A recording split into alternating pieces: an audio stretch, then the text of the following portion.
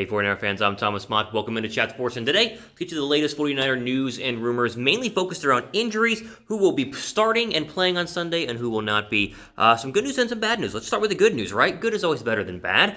George Kittle, back in practice yesterday, a full participant in practice. That's very important coming off of the knee injury that has seen him miss the past couple of games in a 49er uniform. This is good news in terms of his expectations to play on Sunday night. It looks like he will be a go for Sunday against the Philadelphia Eagles. It's a huge boost to the 49er offense, not just because Kittle is great, but also because you lost Jordan Reed to IR, and so Reed is going to be done for the next 6 to 8 weeks, and they need a tight end, right? Ross Dwelley is a fine roster player, but he's not exactly George Kittle, so having Kittle back is absolutely fantastic. Kyle Shanahan was asked about the extent to which they would utilize Kittle over the next couple of days, and obviously on Sunday, quote, "We'll always be smart with him. I'm not just going to throw him in with his normal reps and everything, but he's full go. He'll be involved in it all, and I'm excited to see him out there. Going."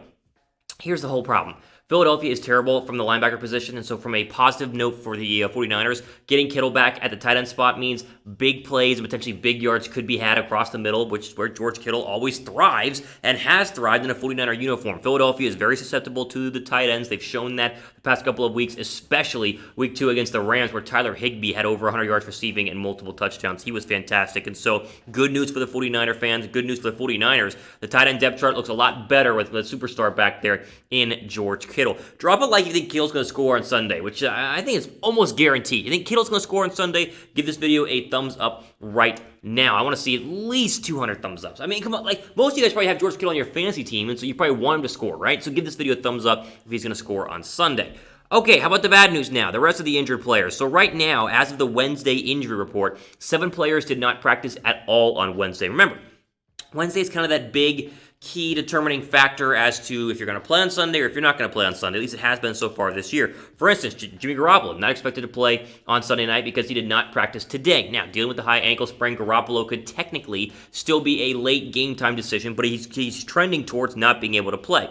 D Ford, he's joining Nick Bosa and Solomon Thomas on the IR, at least a temporary IR, as he still has the back injuries. There are a lot of injuries, even though Kittle is back and potentially Deebo Samuel's back, the 49ers still need to go ahead and overcome. As always, make sure you're subbed, just that way if there's any new injury updates between now and Sunday, we'll have it for you guys here on the 49ers Report, so click the big red subscribe button down below. Here is your 49er players who did not participate on offense on yesterday. This is Thursday today, so Wednesday.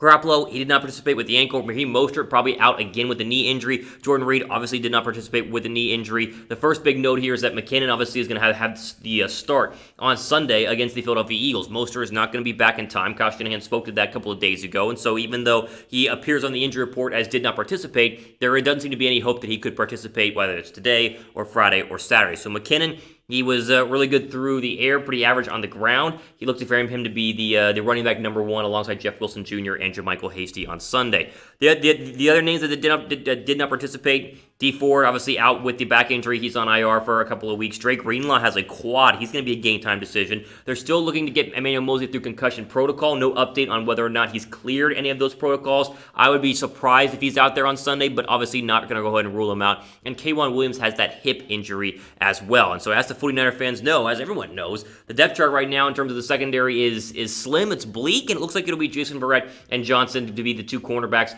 alongside Tart and Ward as your safeties back there in the secondary. The good news is Philadelphia is terrible at wide receiver, and so you're not like you're going out defending DeAndre Hopkins or Cooper Kupp. You're defending J.J. Arcega-Whiteside and Greg Ward Jr., who are both terrible in Philadelphia. So no worries there from a depth chart perspective, even though there are a lot of injuries.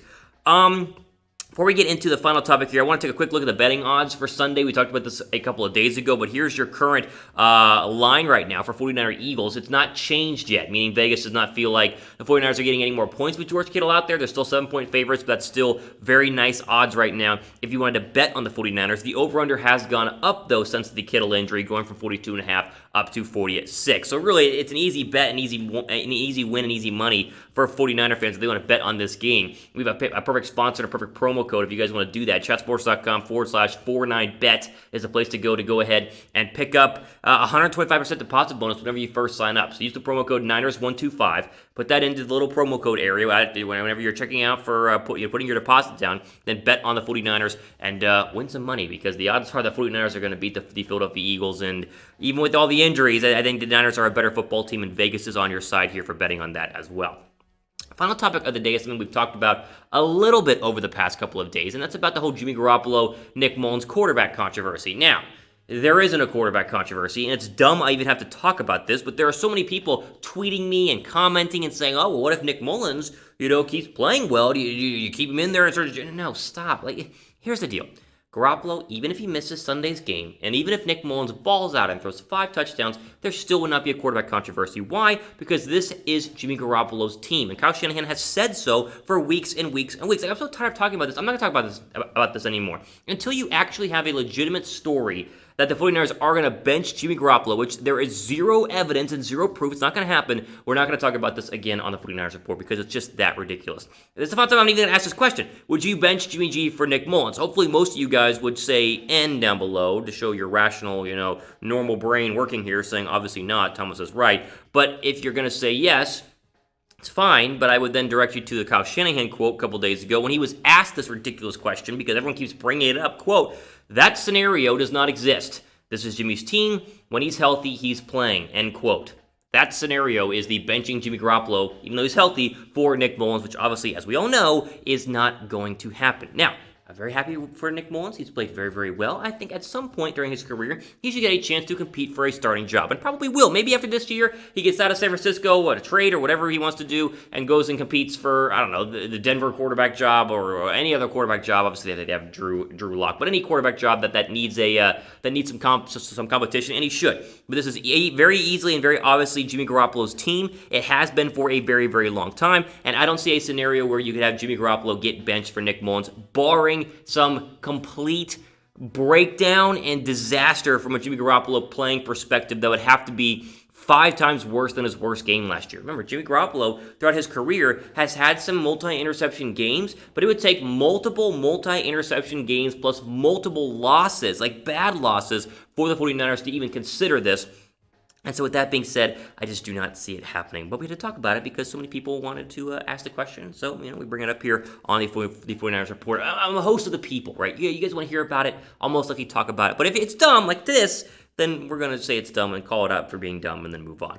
There you go. The all-time we have for today here on the 49ers Report. A lot of injuries, as always. It's a trend that's happening right now in San Francisco. But the good news is George Kittle is back. That should get a lot of people excited for Sunday. So hopefully that comes to fruition, and the 49ers can go ahead and move to 3-1 on the year. All time we have for today here on the 49ers Report. I am Thomas Mott, your host and fearless leader. I appreciate each and every one of my 28,000 subscribers, or however many there are. I appreciate each and every one of you guys. Again, for the 49ers Report, I am Thomas Mott. As we go ahead and sign off, hopefully you guys enjoy the rest of your day.